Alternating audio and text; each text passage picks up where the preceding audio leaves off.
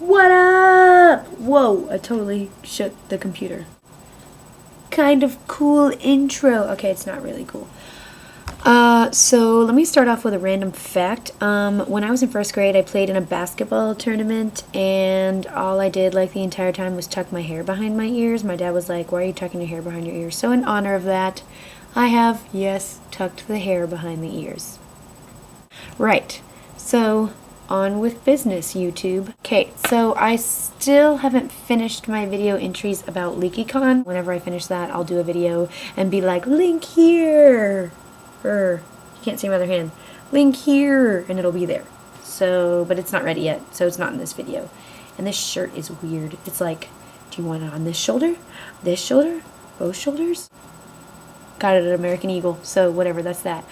Right, so the reason I'm doing this video entry, obviously since it's not about LeakyCon, this video is about something else. And it's not Harry Potter related. Well, backtrack. You now know I am a Harry Potter fan, majorly. Also, I did get into Pottermore early. So, major Harry Potter nerd. Not the point. So I wanted to, like, do a disclaimer and say, yes, I am a Harry Potter fan. But, I don't even know how to lead into this. Twilight. There are a million videos out there about Twilight, about how much it sucks, about how much people love it, but this is my video about Twilight. So if you're here, YouTube, listen to it or don't listen to it. But I can tell you that if you don't like Twilight, you might find this pretty funny, so you might want to stick around. Now, in my defense, I do have the Twilight novels sitting right over here on my bookshelf. Don't kill me, Harry Potter fans, but it's right next to Harry Potter.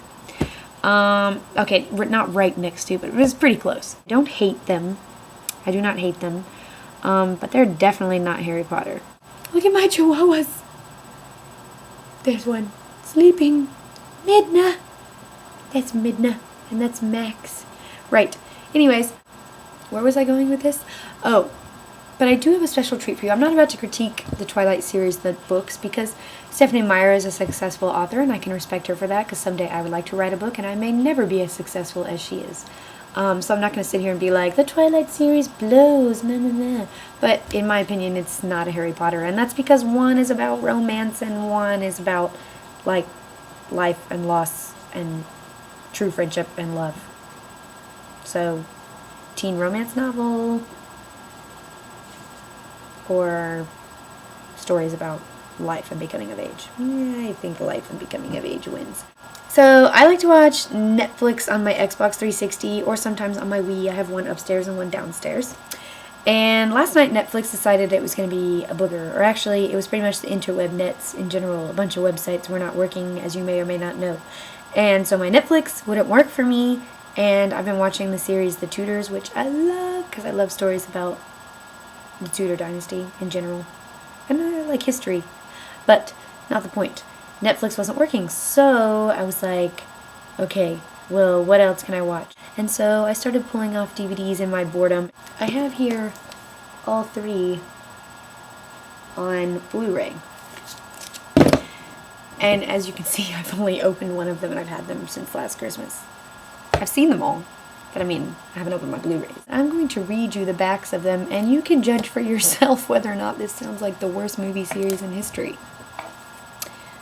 And that's all I'm going to say. Bella Swan doesn't expect much when she moves to the small town of Forks, Washington, until she meets the mysterious and handsome Edward Cullen. A boy who's hiding a dark secret.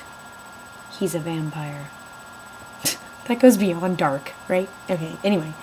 As their worlds and hearts collide, Edward must battle the bloodlust raging inside him, as well as a coterie of undead that would make Bella their prey.